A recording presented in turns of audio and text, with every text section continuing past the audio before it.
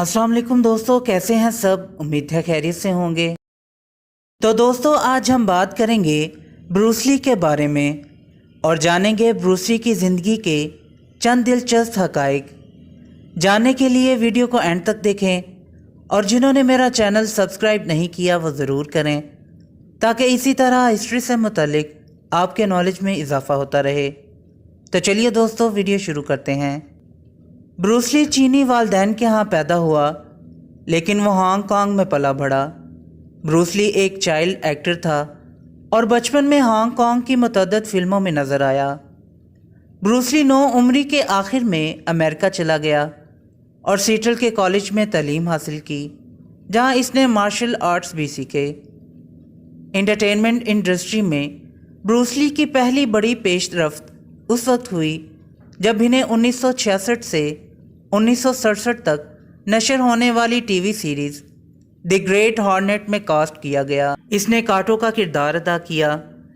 अगरचे ये सिलसिला कलील मुद्दती था लेकिन इसने एक बासलाहियत मार्शल आर्टिस्ट और अदाकार के तौर पर ब्रूस ली की साख कायम करने में मदद की। द ग्रेट हॉर्नेट के बाद ब्रूस ली हांगकांग की मुतअद्दिद फिल्मों में नज़र आया जिनमें द बिग बॉस और फिस्ट ऑफ फ्यूरी शामिल हैं। ये दोनों ही बड़ी कामयाब रहीं। ब्रूस ली ने मार्शल आर्ट का अपना अंदाज भी तैयार करना शुरू किया जिसे वो जेट कॉन डू कहता था। इस अंदाज की खसूसियत इसकी रवानी, रफ्तार और मुवाफ़क़त पर मरकूज़ थी और ये मार्शल आर्ट्स की दुनिया में बहुत असर अंदाज हुआ। 1971 में ब्रूस ली अपनी पहली Hollywood film the big boss में काम करने के लिए अमेरिका वापस आए, जो कि अमेरिका में फिस्ट ऑफ फ्यूरी के नाम से रिलीज़ हुई। इसने हांगकांग में 2 और फिल्में the way of the dragon और एंटर द ड्रैगन बनाई, जो इनकी मौत के फ़ौरन बाद रिलीज़ हुई। मार्शल आर्ट्स और फिल्म में अपने काम के अलावा ब्रूस ली एक मुसन्निफ़ और फ़लसफ़ी भी था।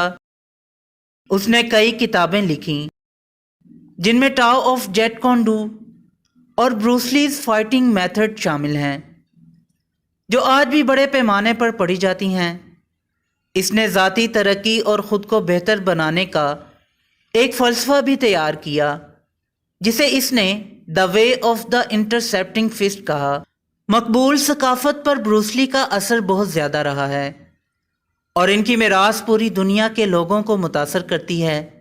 वो बड़े पैमाने पर मार्शल आर्ट की दुनिया की सबसे अहम शख्सियात में शुमार किए जाते हैं और इनकी फ़िल्मों और फ़लसफ़े ने मकबूल सकाफ़त पर गहरा असर डाला है।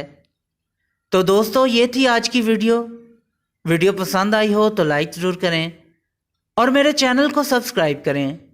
फिर मिलते हैं एक नई वीडियो के साथ, तब तक के लिए इजाज़त दें। अल्लाह हाफिज़।